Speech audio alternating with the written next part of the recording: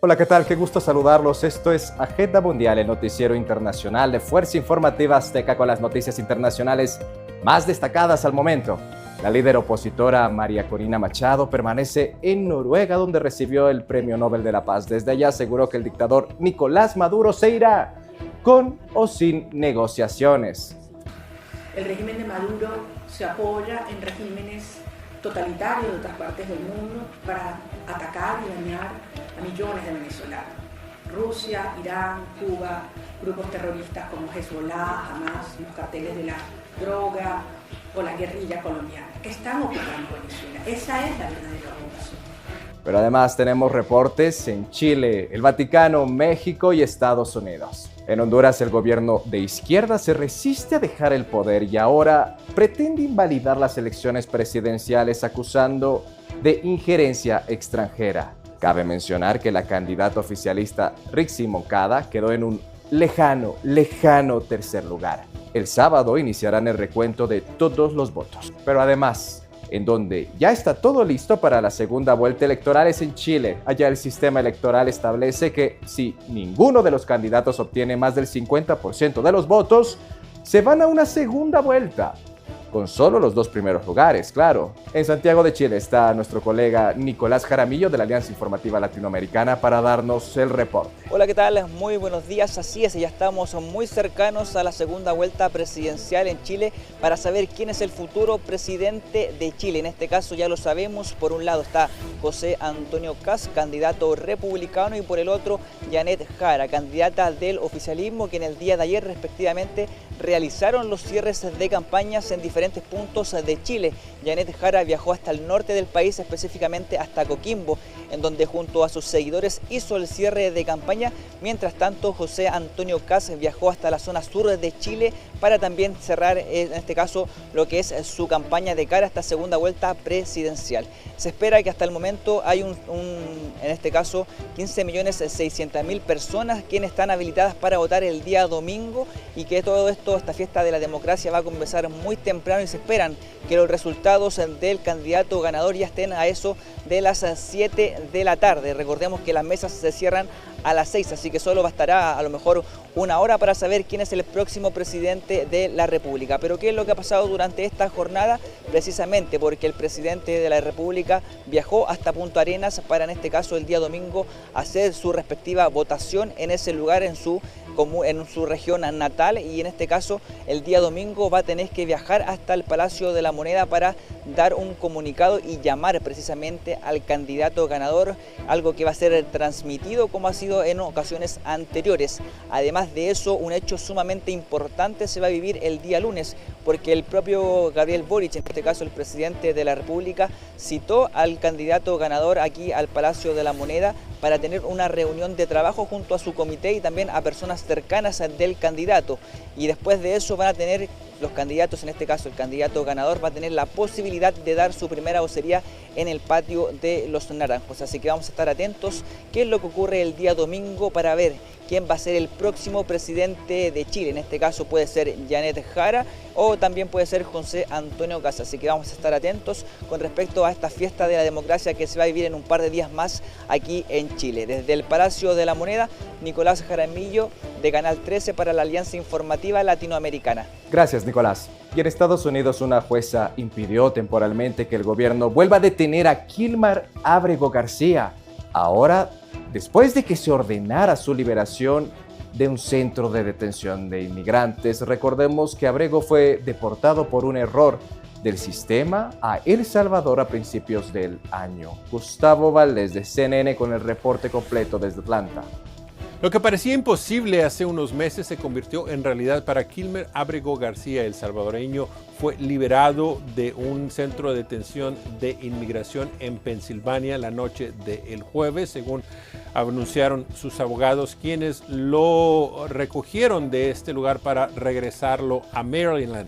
La orden de liberarlo la dio una juez luego de determinar de que el gobierno federal no había dado una razón legal, no les había presentado con una orden de deportación reciente, válida, para que lo mantuvieran detenido y que por eso era necesario la intervención judicial. Además, la juez notó que Estados Unidos, el gobierno había dicho que Costa Rica estaba dispuesto a recibirlo como deportado, pero eso no tampoco se pudo comprobar. Hay que recordar que Ábrego García fue detenido en marzo, tenía en su momento orden de deportación, pero esa orden indicaba que no podía regresar, no podía ser enviado a El Salvador.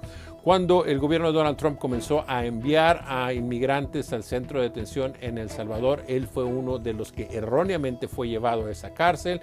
Se convirtió en un incidente internacional que eventualmente resultó en su regreso a Estados Unidos, pero inmediatamente casi se le presentaron cargos de tráfico de personas indocumentadas basados en una detención breve que sucedió en el estado de Tennessee, donde no se le presentaron cargo alguno, ni siquiera una infracción de tráfico, pero el gobierno federal indica que tienen evidencia de que en su momento Ábrego García estaba transportando a personas indocumentadas en el país. Todo esto es un caso aparte, en donde se le concedió su libertad condicional mientras espera su juicio, pero el gobierno lo había enviado a este centro de detención y ahora está liberado y tendrá que esperar el proceso. Tendrá restricciones porque el proceso en Tennessee continúa. A través de un vocero, la Agencia Federal de Inmigración indicó que ellos consideran la decisión judicial como una acción de activismo judicial, diciendo que esta juez designada por el presidente Barack Obama no tenía la autoridad para liberar a Ábrego García y que continuarán esta pelea. Pero por ahora los abogados de Kilmer Ábrego confirman que fue liberado y estaría en rumbo hacia Maryland para reunirse con su familia.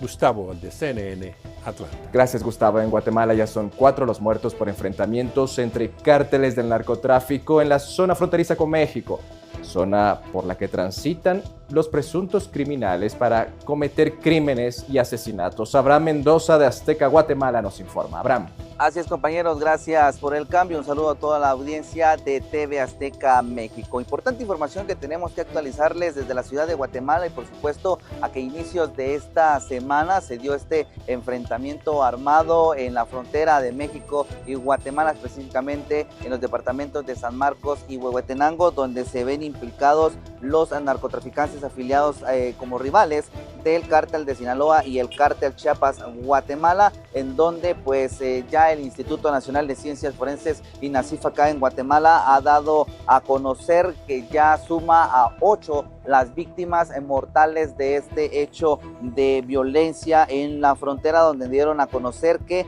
7 cadáveres ingresaron a la morgue de Huehuetenango y otro más ingresó a la de San Marcos, donde pues existe un límite casi de 100 kilómetros entre ambos departamentos, precisamente donde se encuentran estas instalaciones forenses. Es de mencionar que también se ha dado a conocer que de estas víctimas solo han sido identificadas 2 que corresponden a 2 hombres de 46 y 52 años. Pues han mencionado también que en esta fecha integrantes del cartel de Sinaloa que pues ingresaron a estos departamentos para poder tener este enfrentamiento con pues el cártel Jalisco Nueva Generación como objetivo principal. Dentro de este combate se ha dado a conocer por parte de las autoridades que un pues soldado del ejército de Guatemala resultó herido, por lo cual pues ya las fuerzas armadas del ejército de ambos países continúan con pues esas reuniones y esos operativos constantes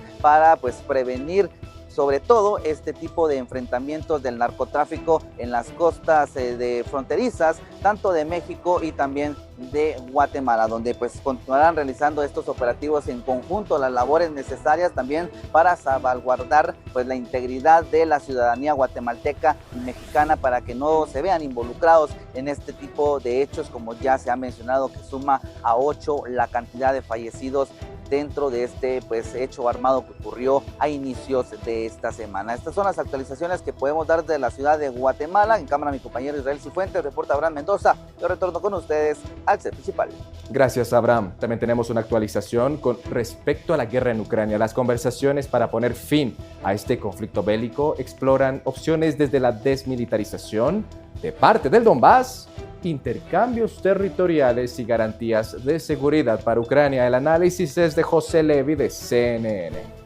Nos encontramos en momentos que pueden ser cruciales para determinar hacia dónde se dirige esta guerra, si podrá terminarse en el futuro cercano, si por el contrario puede prolongarse y llegar a una guerra de desgaste que siga durante años. Y esto cuando el presidente ucraniano Volodymyr Zelensky lo que asegura es que la postura de Estados Unidos es que quiere ver hasta Navidades, o sea, dentro de menos de 2 semanas, cuál es el estado real del plan de paz que ahora se está tratando. Entonces, él asegura que hay aspectos que son destacables en las propuestas que hay ahora. Aparentemente Rusia quiere que Ucrania se retire de todo lo que es la región del Donbass, de Donetsk, de estas zonas dentro del territorio soberano de Ucrania, que también se encuentra todavía con la presencia del ejército ucraniano. Entonces, una propuesta, por ejemplo, sería desmilitarizar esta zona. Lo que dice Zelensky es que no sabe cómo se podría garantizar que realmente no entraran tropas en este área. Él también habla de una zona de libre comercio en zonas del Donbass. Y esto cuando también él plantea la posibilidad de hacer intercambio de territorios y que a cambio de retiradas de Ucrania pueda haber retiradas rusas de las zonas que ahora está ocupando dentro de su país. Esto cuando uno de los temas ahora que se habla que estaría en el documento que propone Ucrania es, si bien no pasar a integrar la Alianza Atlántica de la OTAN, sí que tenga Ucrania garantías tipo OTAN, tipo el artículo 5 de esta Alianza Atlántica de defensa común, algo que garantice la seguridad de su país.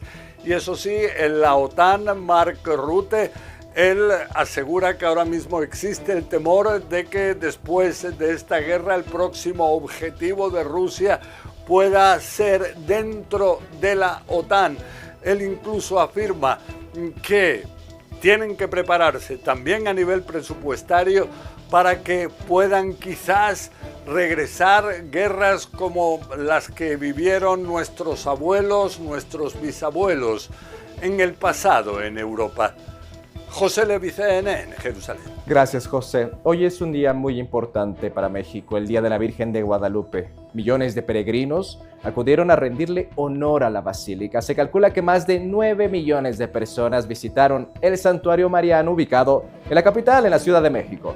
Ricardo Torres, de Fuerza Informativa Azteca, está en directo con nosotros con el reporte. Ricardo. Muchas gracias, un placer saludarlos desde la Basílica de Guadalupe, donde siguen llegando millones de peregrinos en un flujo constante de personas que no cesa. Desde la mañana hemos dado cuenta de toda la llegada de los peregrinos procedentes de prácticamente toda la República Mexicana, pero también de otras partes de otros países, por supuesto, que han llegado al Templo Mariano para visitar a la Emperatriz de América, a la Virgen de Guadalupe. Se espera que sean 13 millones de personas al final las que visiten este templo mariano, ubicado en el Cerro del Tepeyac, al norte de la capital mexicana. Para ello se desplegó un operativo de seguridad con más de 5,000 elementos de la Secretaría de Seguridad Ciudadana cuidando en la periferia, mientras que de la Guardia Nacional cuidan al exterior del templo mariano, en donde no se han registrado incidentes mayores. Las cosas han transcurrido en calma. Poco a poco van llegando, les decíamos, peregrinos, siguen llegando, y esto se va a mantener prácticamente las próximas horas y quizá los próximos días para celebrar los 494 años de la aparición de la Virgen de Guadalupe. El reporte que nosotros tenemos desde México. Regresamos con ustedes. Gracias, Ricardo. En el Vaticano, el Papa León XIV también se unió a las celebraciones y ofició una misa en honor a la Virgen de Guadalupe. Como nos cuenta Carmen Álvarez, corresponsal de Fuerza Informativa Azteca, esta fecha es muy significativa para el Papa. Carmen. Un saludo desde la Plaza de San Pedro, día especial en México, pero también aquí en el Vaticano. Un 12 de diciembre que también León XIV tiene marcado en el calendario. El Papa es devoto de la Virgen de Guadalupe y de hecho un día como hoy, pero del año 2014, fue consagrado obispo de Chiclayo en Perú. Por eso lo que hemos vivido hoy aquí ha sido realmente emocionante. Era la primera vez que León como Papa celebraba una misa dedicada a la patrona de las Américas y por supuesto de México. De hecho, la comunidad mexicana que vive en esta ciudad y también los peregrinos que estaban en Roma se han acercado hasta aquí para celebrar, como nos han contado, su día más grande del año. Hemos visto además a un papa que ha expresado su fe a la Virgen como un hijo más. Le ha hecho una súplica en la que le pedía que las naciones no se dividan en bandos, que no prevalezca el odio y que los gobernantes custodien la dignidad de las personas. Uno de los momentos más bonitos cuando el Papa, como un guadalupano más, entonó ese himno a la Virgen. Sabemos además que León XIV ha manifestado su deseo de ir a México y por supuesto de hacerlo rezaría en la Basílica de la Patrona de México. Desde Roma, Carmen Álvarez, Fuerza Informativa Azteca. Carmen, gracias. Finalmente, los demócratas de la Comisión de Supervisión de la Cámara de Representantes en Estados Unidos publicaron más fotos de los archivos del presunto traficante de mujeres Jeffrey Epstein, donde se ve al presidente Donald Trump y a otras personalidades como Richard Branson, Bill Clinton y otras figuras públicas.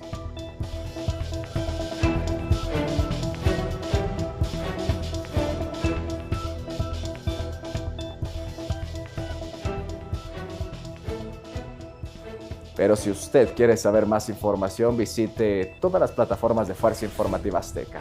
Gracias por acompañarnos. Fuerza Informativa Azteca, siempre presentes.